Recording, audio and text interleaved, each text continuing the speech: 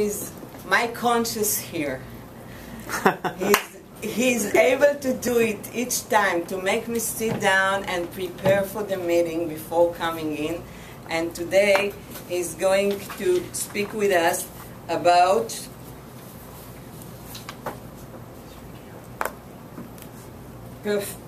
Toastmaster of the Day, Performance Review. It is the Appraise with Praise project from the Speeches by Management Advanced Manual. Jerry, please.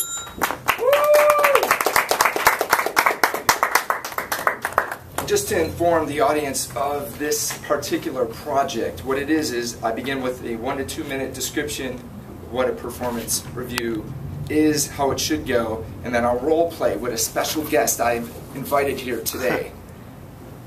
What is an appraisal? Toastmasters, half of our meeting is dedicated to giving timely performance reviews, and we do a great job in this room. But when we leave and we're back in our jobs, in the corporate world, or in the community, a lot of times we don't get that timely performance review to help us improve.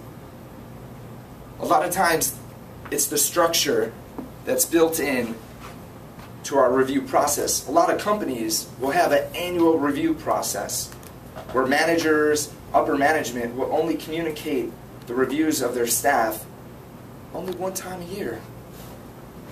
I'll share a quick story with you, the problems of that. I had a staff that worked with me later in the year who was having performance problems. I identified it, I sat down with this individual. And then I followed up and I had asked the managers the previous few months that this individual had worked with. Each time I spoke to these 3 managers, they communicated to me the same issues that this individual had on my project. And that's where I questioned the review process. Why wouldn't these individuals immediately contact this individual, have a sit-down meeting, and communicate the concerns to share with them what they felt they needed to work on? Because this individual, when I sat with them 9 months later, they had no clue that they were doing something that people didn't view them in good light. So I challenge you today, where in your daily activities, your daily routines, both as a staff person working on projects as well as being a leader, I challenge you to have timely reviews with your staff, to share with them insights on how to improve. And that's what I'm here to do today.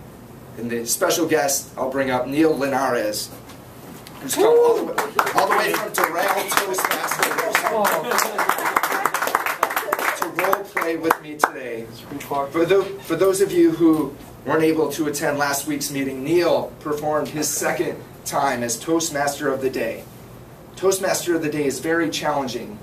First of all, Neil, I congratulate you on stepping up for the challenge. I know sometimes I've had to push and prod, and there's been some feedback, but first of all, I appreciate your efforts both to improve yourself and help run a smooth meeting to the benefit of our full capacity membership. Other things that during the meeting that you did well, and what most of new members don't understand, is even before the meeting, there's a lot of things that go on behind the scenes. It's confirmation of both the functionaries and speakers.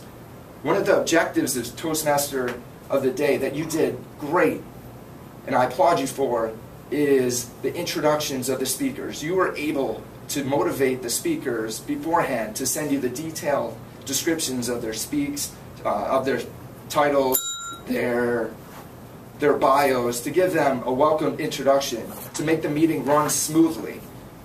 Why does he do that? That's to prevent any bad pauses and help to put the speaker at ease and eliminate possibly a minute or 2 minutes in the beginning of their speech to help create a bond with the audience. If the Toastmaster of the Day is able to share some background information on the speaker, that will help them start their introduction off on a positive note.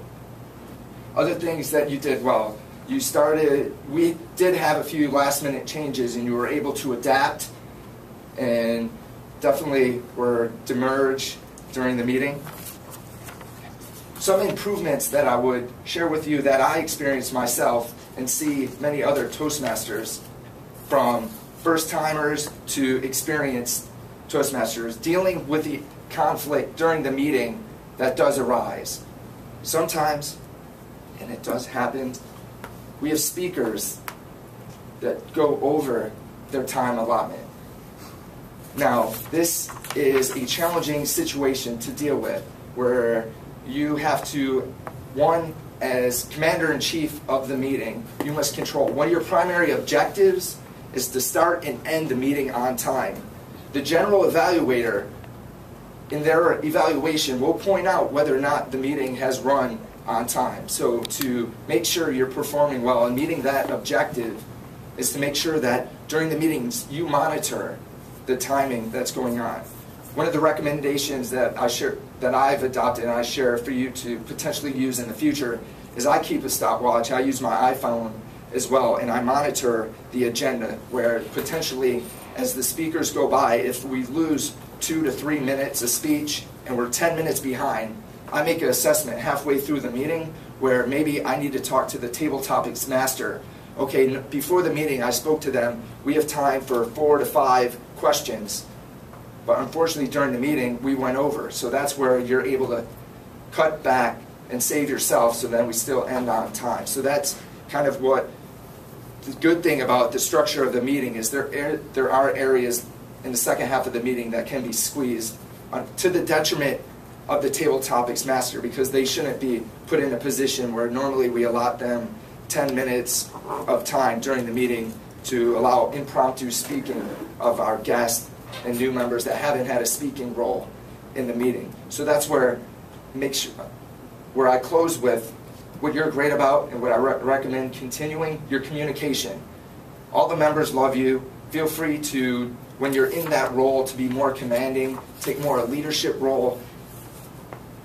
What I learned and what came about recently is in meetings, a good meeting isn't a happy meeting necessarily. Sometimes a productive meeting is one where there is conflict and where things come out that have to be dealt with and conflict has to be addressed.